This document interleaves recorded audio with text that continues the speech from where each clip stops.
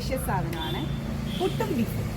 പഞ്ചേട്ടൻ എന്നോട് എപ്പോഴും പറയും പുട്ടും ബീഫ് ഉണ്ടാക്കും, പുട്ടും ബീഫ് ഉണ്ടാക്കും. അപ്പം ഞാൻ വിചാരിച്ചു ഇന്നങ്ങ് ഉണ്ടാക്കി കൊടുത്തേക്കാവെന്ന്. അങ്ങനെ ഉണ്ടാക്കാൻ പോവാണ്, കണ്ടാലോ?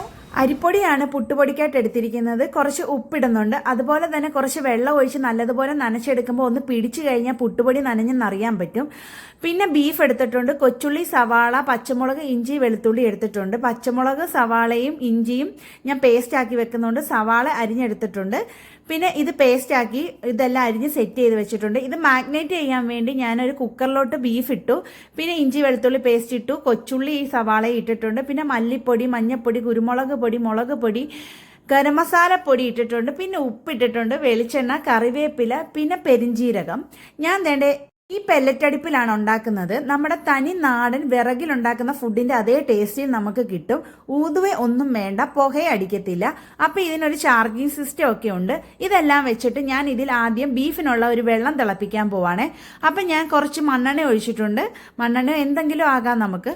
എന്നിട്ട് വെള്ളം തിളപ്പിക്കാനായിട്ട് വെച്ചിട്ടുണ്ട്. പെട്ടെന്ന് നമുക്ക് വെള്ളം തിളച്ച് കിട്ടും. വെള്ളം തിളച്ചത് ഞാൻ എടുത്ത് ബീഫിലോട്ട് ഒഴിച്ചിട്ട് 8 വിസിലിൽ വേവിച്ചെടുത്തിട്ടുണ്ട്. പിന്നെ ഒരു ചട്ടി വെച്ചു, വെളിച്ചെണ്ണ ഒഴിച്ചു, കടുക് പൊട്ടിച്ച്, ഇഞ്ചി വെളുത്തുള്ളി പേസ്റ്റ് ഇട്ടു. അതിന്റെ പച്ചമണം മാറിയപ്പോഴത്തേക്ക് ഞാൻ സവാളയും കൊച്ചുള്ളി അരിഞ്ഞതിട്ടു. ലേശം ഉപ്പിട്ട് നല്ലതുപോലെ ഇത് വഴറ്റിയെടുക്കണം കേട്ടോ. അങ്ങനെ വഴറ്റിയെടുത്ത് ഞാൻ നല്ലതുപോലെ വഴറ്റുവാണ്. വഴറ്റിയെടുത്തതിന് ശേഷം ഒന്ന് മൂടി വെക്കുന്നുണ്ട്.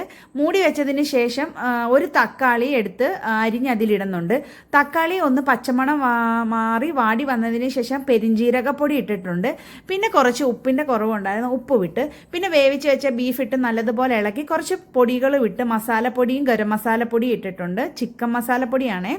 പിന്നെ കുറച്ച് മല്ലിയിലയും കൂടി ഇട്ടിട്ട് ഞാൻ നല്ലതുപോലെ ഇളക്കി സെറ്റ് ചെയ്ത് ബീഫ് റെഡി ആയിട്ടുണ്ട്. അങ്ങനെ പിന്നെ ഞാൻ വാഴയിലയിലാണ് ഉണ്ടാക്കുന്നത്.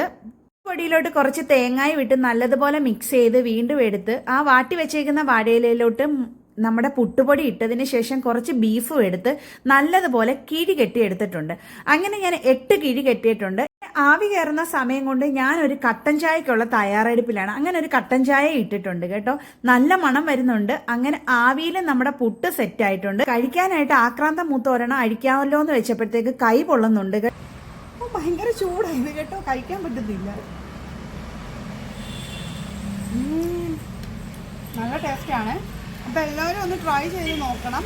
അപ്പം എൻ്റെ പുതിയ റെസിപ്പി എല്ലാവർക്കും ഇഷ്ടപ്പെട്ടെന്ന് വിചാരിക്കുന്നു. അപ്പോൾ പുതിയൊരു വീഡിയോ ആയിട്ട് വീണ്ടും കാണാം. Bye, see U.